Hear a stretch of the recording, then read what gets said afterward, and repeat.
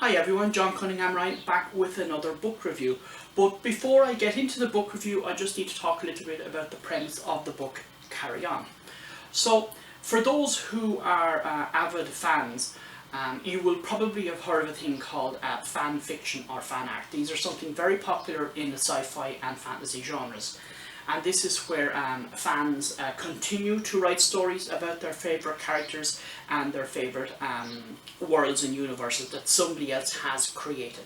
So for those who are massive Harry Potter fans and the Potter world as such, you will be aware that there is a lot of fan art and fan fiction out there. Now, if this is something you haven't heard about before and decide to go check it up on the internet, please be aware that there is some adult content, particularly with some of the art.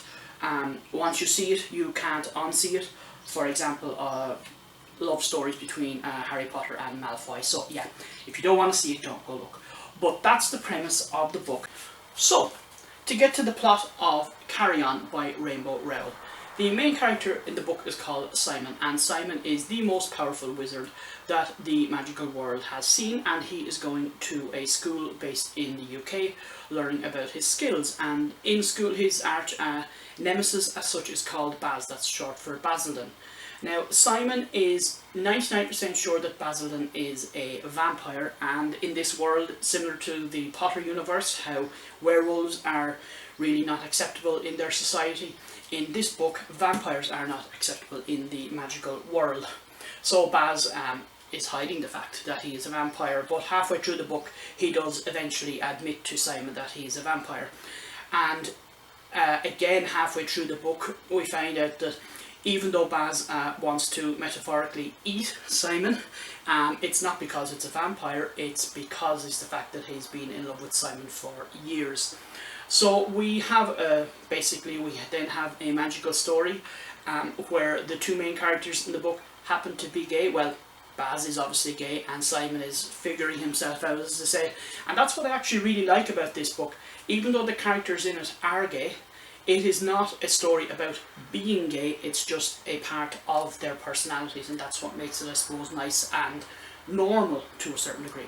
So yeah, that's basically the book. We have the two main characters and they're fighting, they end up fighting an evil humdrum. The humdrum, I suppose, is the Voldemort version of the big bad in the book.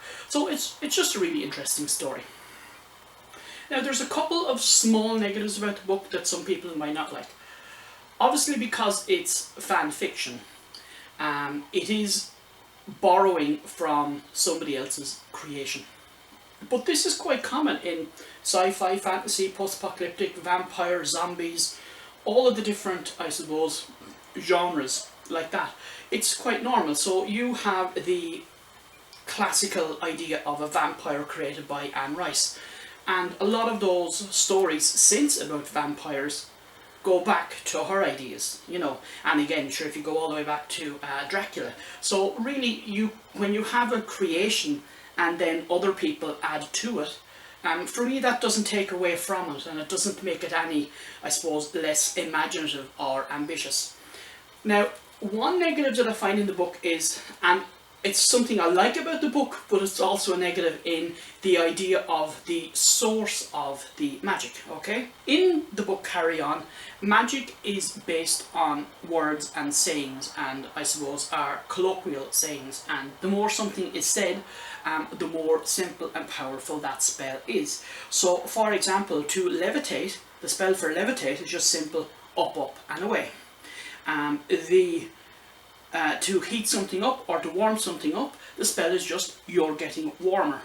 So the genesis of the spells are just common sayings. So if you're in a fight and you want to increase your defenses, the spell is resistance is futile. So I just really like the idea of the genesis of the spells.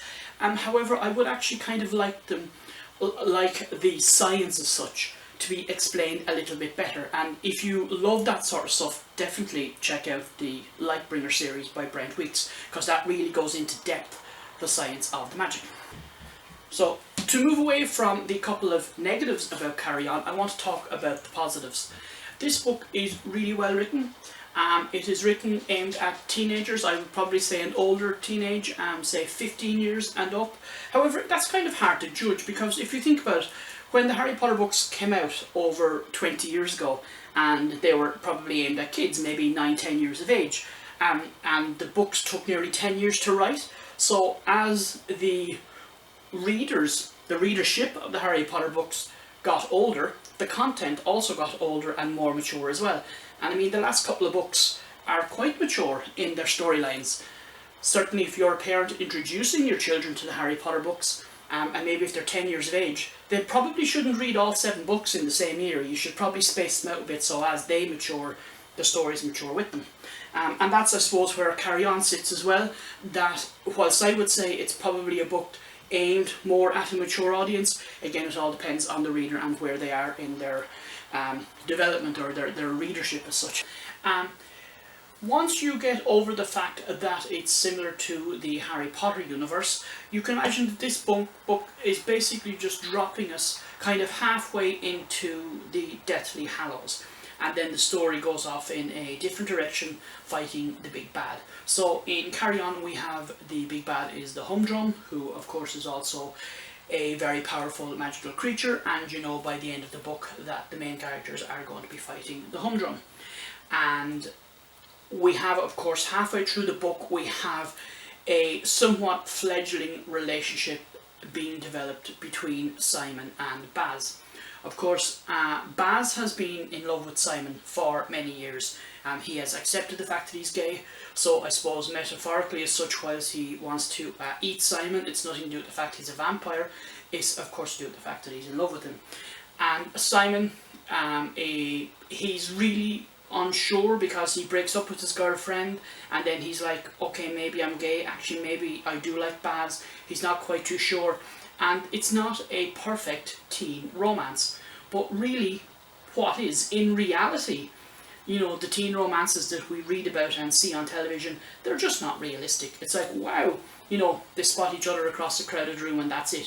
In reality, it doesn't work like that. And certainly for a lot of LGBT people, are quite often at different places in figuring out where they are, who they like, what they like, and that's quite common. So, it is actually quite a realistic representation, I think, of a teen romance. Some people disagree, but I don't care about them. So yeah, the teen romance is really good. The book is really well written, and it's very, very funny. There's some really great parts in it. It's a massive page turner. I read this book in about a day and a half. I basically didn't want to put it down. I just found it very enjoyable and easy to read.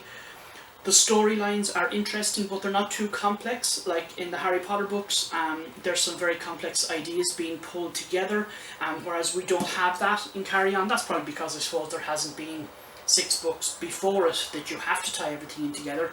But no, it just makes it a really easy and enjoyable and funny read. So yeah, in summary, I really enjoyed this book. The couple of negatives that are in it, to me, are just small things. I love one element, I love the book, is the fact that you've got Simon and Baz. Well, Baz is gay, Simon is figuring out his sexuality. But this is a story, it is a magical story. You've got, this is, you know, it just happens to be that the characters are gay in it, and that's what I like about it. It's not a story about gay teenagers coming out and figuring out themselves. It is a story about, it's a magical story about fighting big bad. So yeah, really good. I would have no problem giving Carry On a rating of 7 out of 10. If you like the Harry Potter books, you will like Carry On. And then the next book I'm going to be reviewing is the sequel to Carry On, and that's called Wayward Son. It's also another very enjoyable book. So that's it. I hope you have enjoyed my review. I have been John Cunningham-Ryan with the Wexford Library Services. If you like this video, please comment below and share it. Thank you.